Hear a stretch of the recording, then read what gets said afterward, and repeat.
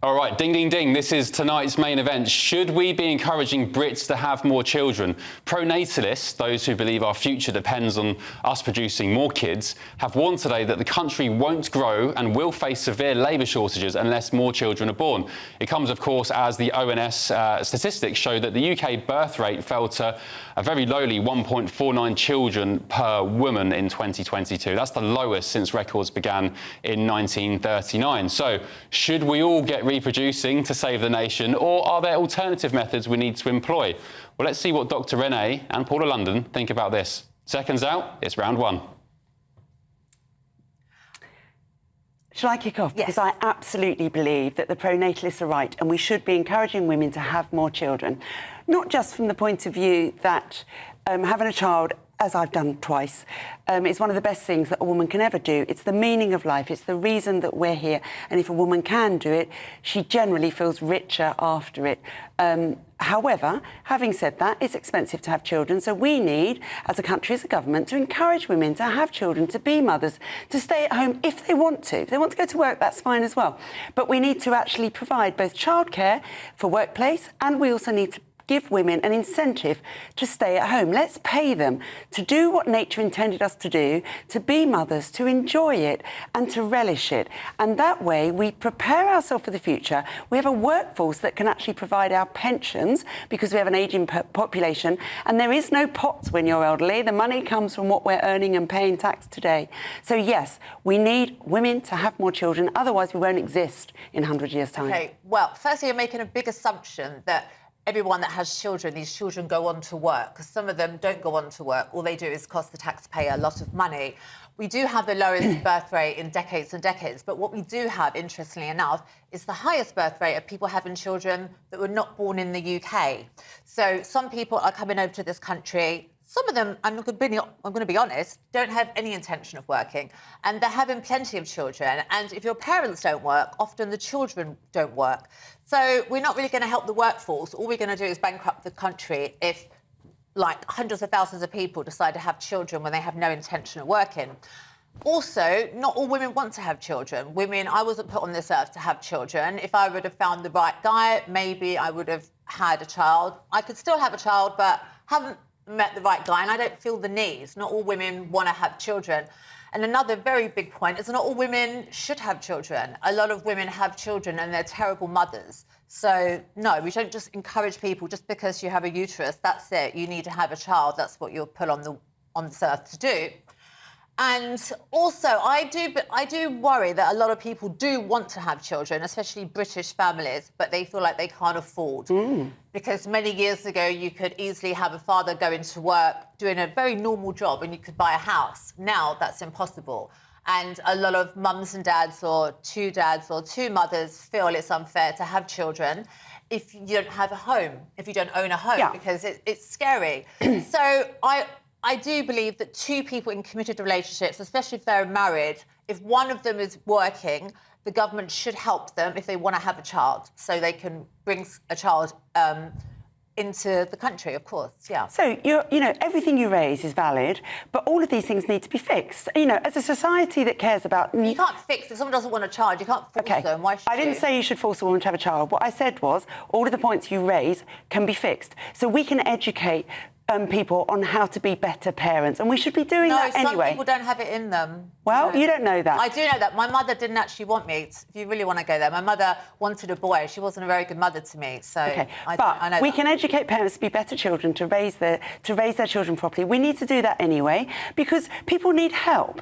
We can actually help people get on the housing ladder. We can actually decide to make work pay so that people can actually do the jobs that they need to supply their family with what they need so that they can actually grow. All women were put on earth to have children. That's why they have a uterus. Whether they choose not to or to do so is a choice. But actually the facility to do so is there. It's in all of us. So all of these things are fixable.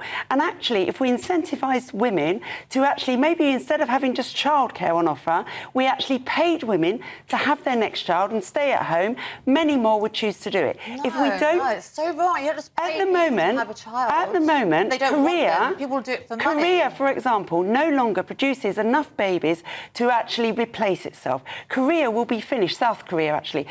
South Korea will be finished because they can't actually produce enough children to replace those who are dying. We are rapidly going that way. We need to replace the people that are dying. We're obviously not rapidly going that way because, as I mentioned at the beginning of this, we've got the highest birth rate we've ever had, people having children. We don't. We're not born in this country. I'm going to interject here. I'm going to be the referee and come in the middle here. Paula, we have the lowest birth rate in decades. Listen, I said we've got the lowest birth rate we've had in decades, but the highest birth rate of people having children that were not born in the UK. And we've got a huge immigration problem. So it's not going to be that low if people keep coming over to this country. Right, so why wouldn't you want to protect the integrity of the indigenous population by incentivising Brits? I would like to incentivise, by incentivising Brits to have kids. A woman's put this earth to have a baby, let's give them a few quid to have a baby. That's why not? wrong. Because some women don't want children. You're forcing them, they'll be bad mothers. No, I didn't say force anyone. Well, you're saying incentivise. You can fix it. Not every woman should be a mother. I feel very strongly on that. So you have addressed the real issue of uncontrolled mass migration, and at the same time, Brits aren't having kids. So what's the solution? The solution is, as I've already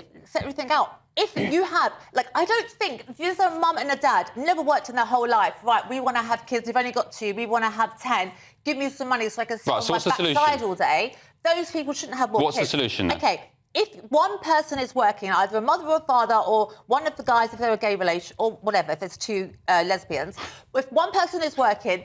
Well, listen, I'm just trying... I don't want to offend anyone. Come on, spit it out. Listen, if one person is working, then the government can help incentivise them, give them some money. But at least one needs to work. What if that working person is a bad Not only that, because I want the children to grow up with a mum or dad that works, so that will incentivise them to work. If people keep on having children when the mum and dad are sitting on their backside on benefits all day, they're going to produce more kids that are not going to work. James, what do you reckon about Elon Musk? He said that the plummeting birth rate around the world, not just in the UK, but Italy, Japan, elsewhere, Asia, is a bigger existential threat to humanity than climate change. He's 100% right. So in Britain, we're not having as many children as we say that we want. So it's not about forcing people, but most people in Britain say they want to have many more children than they're having. Now, part of that is a housing crisis, part of it is money and all these sorts of things, but it's also a cultural problem around the rest of the world. With the exception of a few countries in sub-Saharan Africa, it's mostly Nigeria, we now have negative birth rates in every other country. That's the case in China, when they're really suffering the results of the one-child policy, and then now completely reversed that. And in some bits of India, which we think of as, now it has the highest population in the world, it has a lower birth reproduction rate than the UK does. So we say right now we're an ageing population, and the state pension, as the Adam Smith Institute has worked out, is probably going to go insolvent in about 11 years' time. We can't just fix this by importing many more people, because they themselves get older, and they're not also being replaced in other countries. And you know what? So it's an international problem. There's many reasons why people don't have kids. I get it. You can't afford houses, you haven't got a safe roof over your head, etc., etc., etc. However, it does also coincide with the fact that younger generations, more than any before, are having the least amount of sex ever. People just aren't going out and meeting partners and, having a fun time with them. And, more importantly, getting into strong, stable relationships. Well, my sister has done her bit for the British population because she has 9 children. Oh, wow. Which is quite extraordinary. I said even Snow White only had 7 dwarfs. You've really gone over... You've got to have one, then. Have you got any thoughts or plans to have one? My sister always wanted to be a midwife. And I said, you're meant to deliver other women's babies, not just so many of your own. But I do think... Look, I think immigration is part of the answer to this. We simply have a demographic problem that we have the biggest proportion. It's just not, though, because this is happening around the whole world. This is happening in all these other countries as well. As these people themselves get older themselves, and as their parents back in these countries get older, they will find themselves moving back to these places, with the exception of sub-Saharan Africa, which is behind a lot of other development curves, and we may see that gets tailed off as well. This is a worldwide problem. This is happening in every developed country, and as soon as countries develop a little bit, their birth rates plummet as well. Yeah. It's not even about policy. There's a worldwide cultural issue. Immigration is the answer to us for this in this country at the moment, because I find it hard to believe that if you get to 80 years old that you would turn down your pension because it was funded by workers who they themselves and their parents moved to this country. All right. As long as they're working, but some people are coming over here and not working. And I would just point out, to fact-check what you said, the percentage of non-British-born people in this country who work is higher than British-born. So the number of immigrants... I never said that. The number of immigrants in work